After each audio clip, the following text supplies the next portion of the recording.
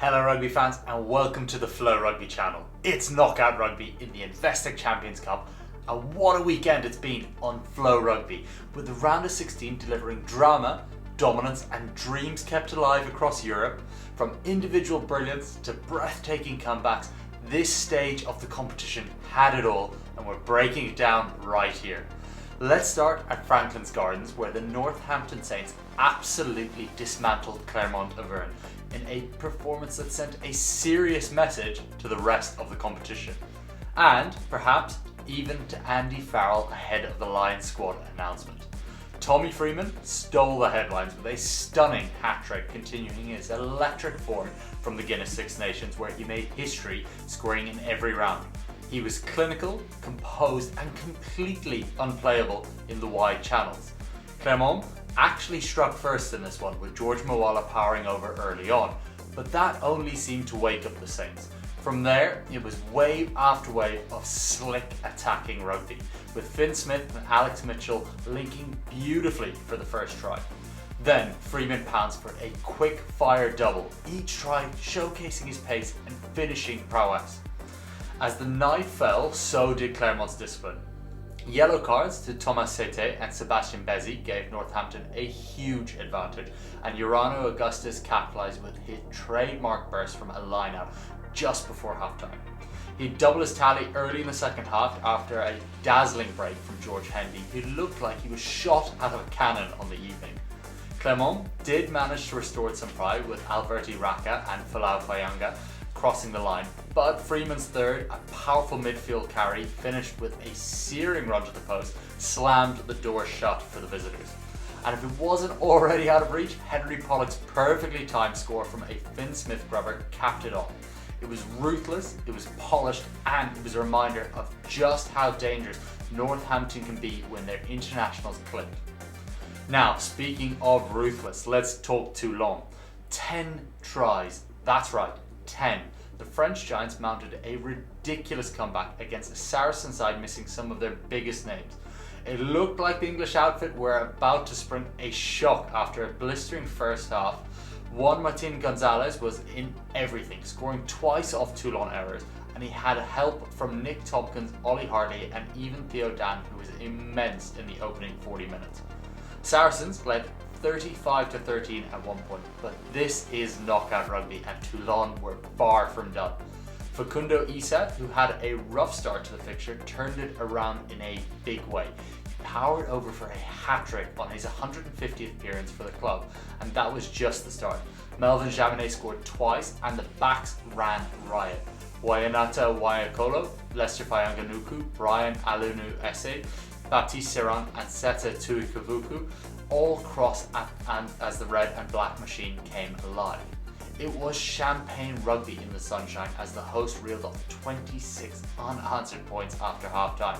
The physicality up front, the slick handling in the backs and the sheer fitness to sustain that kind of pressure, it broke Saracens. James Hadfield did grab a bizarre consolation after Toulon were penalised for having 16 players on the field momentarily, but by then the game was long gone. Up next, Toulon will face Toulouse, and if they're in this kind of mood, they'll be very hard to stop, even for the reigning champions. Meanwhile, at Croke Park, Leinster reminded everyone why they're 4-time champions and they had been in the last 3 finals. Their demolition of Harlequins was clinical and commanding.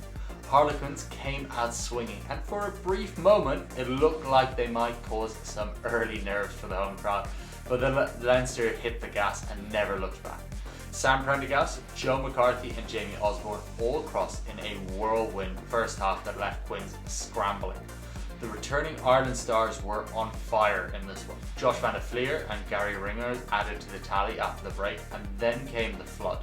Dan Sheehan's 8th try in as many matches, a penalty try after a deliberate knock-on, and late efforts from Ross Byrne and James Lowe sealed the rout for the Dublin-based side. What stood out wasn't just the points, it was the depth, the sharpness, the way Leinster controlled every moment once they got into rhythm. Even with a try ruled out through TMO, they were never rattled in this one. Quinn simply couldn't match the pace and precision, and Leinster now march on to face the Glasgow Warriors in what will be a very interesting quarterfinal in Dublin. And if it's gritty, gutsy knockouts you're after, you'd have loved what happened at La Rochelle. Munster, underdogs in enemy territory, battled their way to a massive 25-24 victory, knocking out the back-to-back champions in their own backyard. It was ferocious from the start. La Rochelle thought they'd scored in the opening minute, but the TMO said no, only for Lavani Bottia to crash over minutes later. Munster were down to 14, but hit back through Craig Casey thanks to some magic from the returning Fakir Abrams at fullback. From there, it was punch and counterpunch. Gavin Coombs charged down a clearance kick to score. Andrew Smith added another while Dylan Lates was in the bin, and suddenly Munster had some daylight. La Rochelle hit back with a penalty try and then a late one from Bosmoran to get within a single point. But it was Jack Crowley's cool as you like drop goal that proved the difference in this one. Ty Byrne sealed it with a crucial turnover, as he's done so many times at the death, and the Munster fans, thousands of them in full voice in the stands, got the celebration they came for in France. With that result, Munster now head to Bordeaux for the quarterfinal, and you get the sense they believe this is only the beginning of what could be a very special run for the iconic European brand. Glasgow Warriors ran in 6 tries to sweep past the Leicester Tigers and set up a mouth-watering Champions Cup clash with Leinster, which we touched on just in the previous segment. That match will be next Friday. Tigers struck the first blow almost immediately. A surge from a line-out maul was initially halted, but the recycled ball allowed Ollie Cracknell to bury over the line for the opener. The response from the host was swift and sustained. After relentless pressure and a defensive stand from Leicester, Glasgow broke through in unexpected fashion.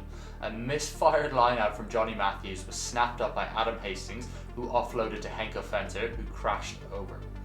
Momentum firmly swung Glasgow's way, and from a dominant scrum on Leicester's put-in, Sione Vailanu peeled off and powered across the whitewash.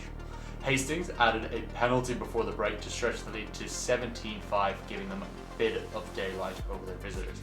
Turning into the wind in the second half, Glasgow showed no signs of slowing down. Vailanu knocked his second try just minutes into the half before Hastings capped a flowing attack with a bonus point scored. Barely after the restart had been taken by Kyle Rowe, he broke free, feeding George Horn on a classic support line to duck down under the post, taking the Warriors out of sight of Leicester. Solomone Kata gave the Tigers a glimmer of hope with a slick solo score, and Freddie Stewart nearly set up another try only for Dan Kelly to fumble with the try line begging. Hanro Liebenberg did eventually cross, but the gap was too great at that stage. Fenter muscled over for his second to seal an emphatic 45-21 victory for the Warriors. It was a commanding performance from Glasgow, who advanced to their first quarterfinal since 2017, setting up a blockbuster tie with Leinster in Dublin, as we touched on this Friday coming. Returning to France, Ulster's European campaign ended in disappointment as Bordeaux Begla flexed their attacking muscles to win 45-31 and book a home quarterfinal against Munster. Despite the absence of Six Nations player of the tournament and star winger Louis Bielbiere and starting fly half Mathieu Jalibert, who was on the bench, Bordeaux roared into a 21-0 lead within 21 minutes, with Ben Tamiafuna, Adam Tolman and a rampaging Maul laying the early platform. Ulster, ever the resilient side, fought back through Tom O'Toole and Dave McCann to cut the gap to 7 points, but a brilliant offloading sequence just before half-time saw Roman Boras finish with flair to re-establish Bordeaux's control in the fixture. Tries from Nick Timoney and Zach Ward in the second half threatened to reignite Ulster's hopes, and when Rohan Janse van Rensburg crossed after a quick tap from Maxime Luku, it proved to be the final blow to the visitors' spirited challenge. Nathan Doak was denied a late try by the TMO as Ulster missed opportunities, ultimately cost them dearly in this one, but it was a hugely improved performance from Richie Murphy's side. Bordeaux's power, flair and depth proved too much, and they marched into the quarterfinals in fine form. Meanwhile, the Sale Sharks pushed Toulouse to the brink, but the defending champions recovered from a slow start and a bizarre pre-match delay to emerge 38-15 winners at Stade de Toulouse. The tie's kickoff was delayed by 40 minutes after a parachutist delivering the match ball landed on the stadium roof. Once play began, Jack Willis gave Toulouse the perfect start, but Sale hit back through Luke James and Johnny Hill to take a surprise 15-7 lead. George Ford added a penalty and Tom Roebuck appeared to have scored a third try only to be ruled out by the TMO. Toulouse found their rhythm after the break. Francois Croft scored from a maul and a deft 50-22 by Roman Intimac set up Julien Marchand to put the hosts ahead. Ange Capowazzo, having had one try chalked off earlier in the match, lit up the contest with a sensational score before exiting injured in that build up to the try in what looked like a knee injury. And Guillaume Cramont added one final surge to put the result beyond doubt. Sale fought valiantly and leave the competition with pride intact, but Toulouse's class told in the end. They now head to Toulon in the next round in an all-French quarter-final showdown. Remember, you can catch all of the action live and exclusively on FloRugby if you're based in North America, and if you missed any of the action, we have the full match replays available via the Flow Sports app. Thanks for tuning in, and if you enjoyed the video, please feel free to leave us a comment about your favourite moment from a round of 16, as well as hitting the like and subscribe buttons, as it all helps. Thanks for tuning in.